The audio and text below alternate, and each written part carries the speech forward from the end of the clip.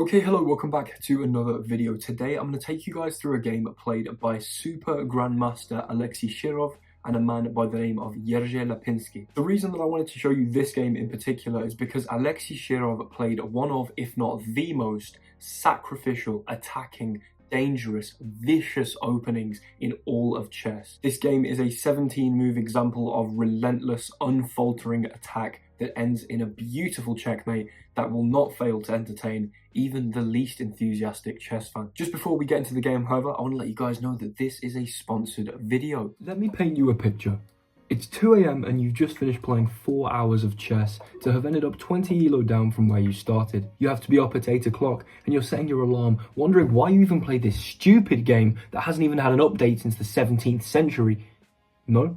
Just me? Okay, well, anyway, if you want to get better at chess without emptying your wallet, be sure to check out Hercules Chess. They are an entirely free chess training tool who want to help you raise your game. They provide over 2 million unique puzzles alongside a puzzle rush feature that, unlike some websites, doesn't ask for your card details every time you use it. They also have a focused endgame tool allowing you to practice key checkmates with the different pieces and a growing variety of chess bots for you to conquer. Click the link in the description to sign up to Hercules Chess for free and make sure you use my link so they'll sponsor me again. Okay, so let's get into the game. Shirov opens with the move e4, of course. We see e5 in response from Lipinski, and then f4, the King's Gambit. Anyone who's familiar with the games of Paul Morphy from around the 1850s will know the strength and longevity of this opening, and its proclivity to produce insane sacrificial games, especially when it's accepted, as we see here. Shirov plays knight to f3, the King's Knight Gambit, and Black is fully aware that White's ideal position is to play something like d4,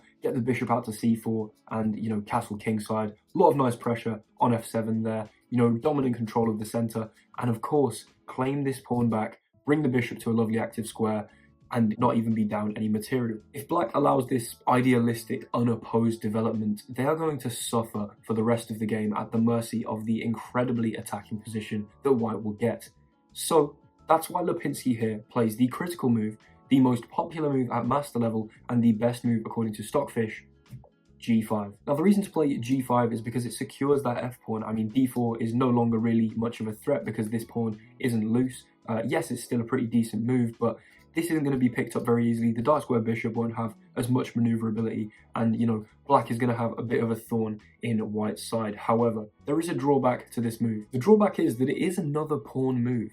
Black has moved only pawns so far, and even though it is technically the best way to play, conceptually speaking, they haven't moved a single piece yet.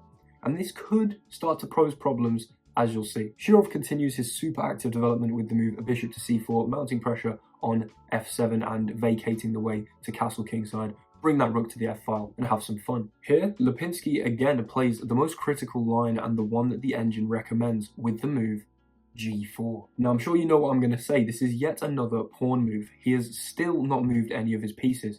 This is still book theory, however. And I mean, okay, of course, Shirov's got to move his knight. The knight is hanging. Let's move the knight.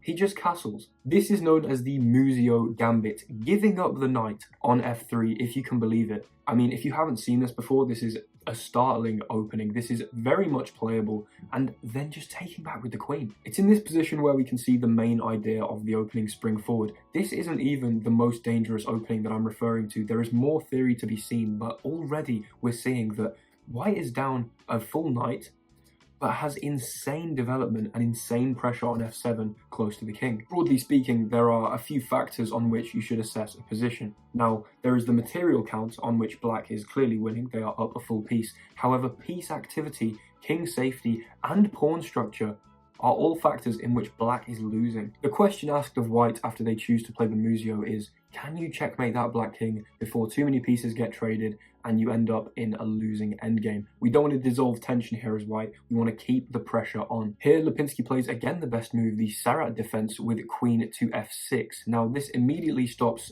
queen takes f4. Yes, you would be winning a pawn here, but, dissolving the pressure by removing the queens off the board, you're still going to be down, a full minor piece for a pawn as White. Not a good idea. Black lives to fight another day in terms of keeping this f-file closed. But here, already down a full knight, Shirov plays, still theory, another critical move.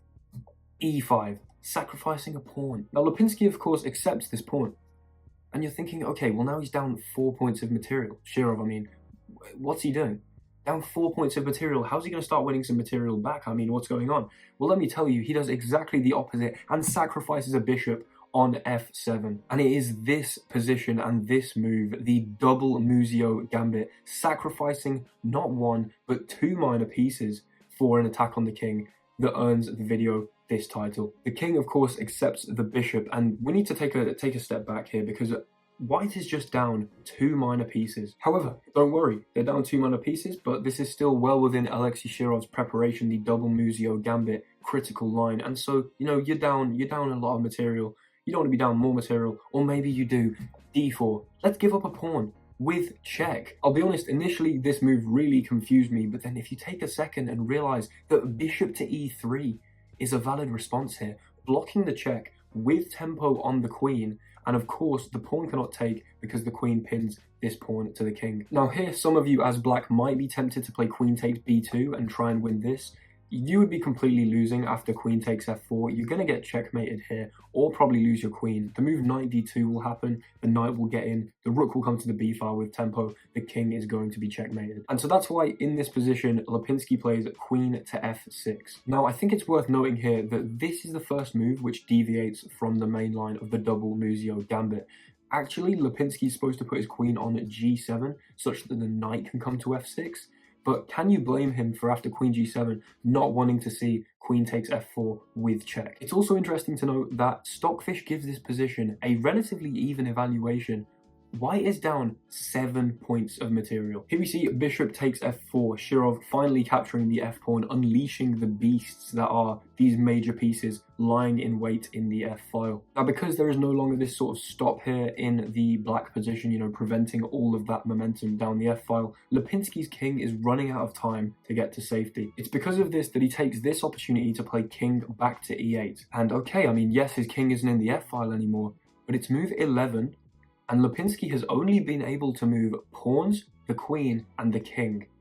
He has literally not moved a minor piece or either of the rooks. Shirov, frankly laughing in his face for this lack of development, finishes the development of his minor pieces with knight to c3. We see knight to c6 here, and funnily enough, the moment Lipinski actually develops one of his pieces, Shirov gets the opportunity to play this huge threat, knight to d5. This is, of course, a very good move. The knight jumps into the center, closer to the king, but also hits the queen here, forcing the queen to move, and puts pressure on c7, from which there is a fork here with the king and rook. There are also more important ideas of controlling c7, which you will see in a little bit. Lipinski, of course, has to move his queen, and he chooses the best engine move with queen to g6. And here, Shirov, having just threatened the queen, decides to keep the royal onslaught going and plays rook a to e1 check. I mean, this position is just visually spectacular. There are two open files on this board. I mean, the g file and the d file aren't considered open, they're considered semi-open because of the pawn on g2 and d7. However, the open files, the e and the f files, on which there are no pawns, Shirov somehow got both of his rooks on those files. Compare those to Lipinski's rooks. I mean, they haven't moved. Not only that, but they can't really move. He's not really using much of his material. Now, there is so much pressure in this position that there is only one non-losing move. Everything else loses completely. And the only non-losing move is knight g to e7, which unfortunately for Lipinski, he did not find. He folded under this immense pressure and played bishop to e7. Before I carry on with the game, I just want to show you what would have happened if instead of bishop to e7, he did play knight g to e7. Here we would have seen the move bishop takes c7, threatening ideas of knight to f6 check. The only move here, another only move that Lipinski would have had to find, would have been d6. And then even here, there's a forced repetition with check, king here, check, the king would have to go back. Otherwise, there'll be some very dire consequences with this bishop. And, you know, there's going to be a repetition there. Lipinski, of course, however, plays the move bishop to e7, which allows Shirov to play just a visually spectacular move. If you want to pause the video and try and find it, be my guest. However, if not, the move he plays here is bishop to d6. The point is less where the bishop's gone and more what the bishop has uncovered. This bishop here does literally nothing to defend that f8 square. This bishop defends the f8 square about as much as this a pawn does in this current position. I mean, there is a threat of checkmate in one, there is a threat of taking here, there is a threat of taking here. taking here. Look at the pieces. Just to illustrate that more obviously, say we saw pawn takes bishop, there would be queen to f8, checkmate, the king has nowhere to go, the bishop is pinned and thus cannot take the queen. The most resilient move here would have been knight to f6, and after this line, I mean, it's a very hard move to play because it allows bishop takes e7, knight takes e7, and knight takes e7 here. In this position, the queen has to move. You're going to therefore allow a discovery because the king and the queen can't both move.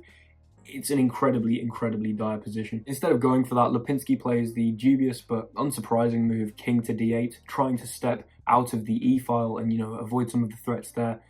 The only problem with that is that here there is a knockout punch from Shirov. If you want to find it, pause the video here, but if not, Alexei Shirov played queen to f8 check, fully sacrificing his queen, the only move being to accept that sacrifice, to not even then take this bishop, but to play bishop takes c7, checkmate. This is a brutal checkmate. The rook is dominating the e-file, so the king can't run. The knight holds the bishop, and it is the dark squared bishop which gives a checkmate, laughing in the face of black's bishops here and here, which literally never moved. If we do a quick count at the end of this game, there have been 1, 2, 3, 4, 5 pieces which were never used. After delivering this checkmate and in this current position, Shirov is down 14 points of material, but at no point did black use 19 of their points of material. Peace activity over everything. Thank you very much for watching. Hopefully you enjoyed this video. I thought it was an awesome example of just how dangerous the double Muzio gambit can be. If any of you play it, get in touch with me on Lichess, send me your games, let me know. I'd love to see them. If you manage to get this full double Muzio, bishop takes f7 line, that would be awesome. If you're new, like, subscribe, comment, all of that interaction helps grow the channel. If you enjoy the content, let me know in the comments, of course. Thank you very much for watching. Goodbye.